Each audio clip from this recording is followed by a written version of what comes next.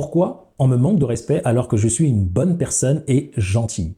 Client, entourage ou partenaire? Je vais te partager cela à travers le concept, comme d'habitude, de monsieur Carl Jung. Pourquoi? Parce que si peut-être qu'aujourd'hui tu es une personne assez gentille, tu es peut-être ultra bienveillant, mais tu as l'impression qu'on te manque de respect.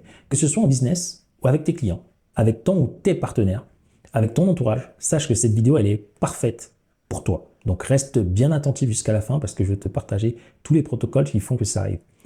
J'ai envie que tu saches que la bienveillance est une vraie force dans le milieu aujourd'hui, mais trop de gentillesse peut te mener à être exploité. Le respect ne vient surtout pas de la gentillesse, mais d'un bon équilibre entre une bienveillance et une fermeté. Sans affirmation de soi, ta gentillesse peut être vue comme une faiblesse, ouvrant la porte à des abus émotionnels, des abus moraux ou des abus physiques.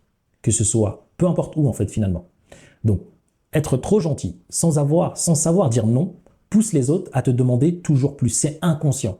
Tu finis toujours épuisé, perçu comme une option bon marché, pas un professionnel qui a une vraie valeur ajoutée. Poser des limites qui sont claires, sache que c'est un acte qui va te permettre d'avoir du respect envers toi et surtout envers les autres. Pose-toi la question, pourquoi on te demande toujours à toi plus et pas aux autres? La deuxième partie, c'est tu es trop disponible. Être trop disponible banalise ton temps et ta valeur. Les autres prennent de ce temps-là et pensent que ta présence, elle est acquise. Et tu dois fixer des plages horaires pour lesquelles tu dois bosser et dire non sans te sentir coupable. Une bonne gestion de ta disponibilité augmente le respect et la reconnaissance des gens. Ensuite, en 3, il y a le manque d'authenticité et d'affirmation de soi. Dire oui pour plaire, éviter les conflits, donne toujours une image parce que l'inconscient le reçoit. Donc, ose exprimer ce que tu ressens. Pose tes conditions. Apprends à dire non, quitte à tout perdre, mais à t'assumer. Et c'est cette authenticité-là qui va pousser les autres à te respecter parce que dans leur inconscient, ils vont comprendre ta personnalité et ils vont comprendre aussi tes limites. Pour finir, c'est l'absence de fermeté. Être gentil sans fermeté, c'est souvent ça te fait passer dans une case, en gros, tu es passif. Donc dans le business, défendre tes tarifs, tes délais, tes règles, c'est gagner en crédibilité. Une posture ferme calme les abus et clarifie les relations. D'ailleurs, les personnes qui vont oser abuser, si tu as cette posture-là, viendront de moins en moins vers toi. Donc, auto-abandon pour plaire. Donc, se conformer aux attentes des autres, au détriment de tes besoins, mène à un épuisement certain. Et c'est cette suradaptation qui réduit le respect des autres envers toi. Respecte les autres, mais c'est bien de commencer déjà par te respecter. Donc ça, c'est les principes de Carl Jung que je partage totalement.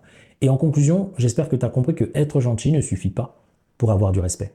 D'accord? Tu dois montrer qui tu es, dans tes bons côtés, dans tes mauvais côtés. Tu dois montrer ton caractère. Et c'est ce caractère-là qui fait que dans l'inconscient des personnes, on se dit « Waouh, cette personne a une personnalité. Il y a des choses que je peux faire, il y a des choses que je ne peux pas faire. » Et en montrant ton caractère, tu seras plus attachant. Les gens vont tolérer plus de choses de toi au lieu que ce soit toi qui tolère autant de choses. Ok, bien sûr dans la limite toujours du respect des autres.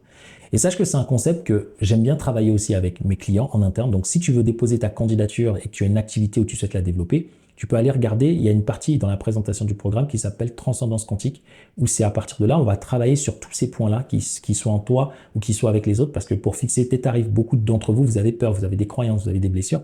On travaille dessus en même temps que le business, ok?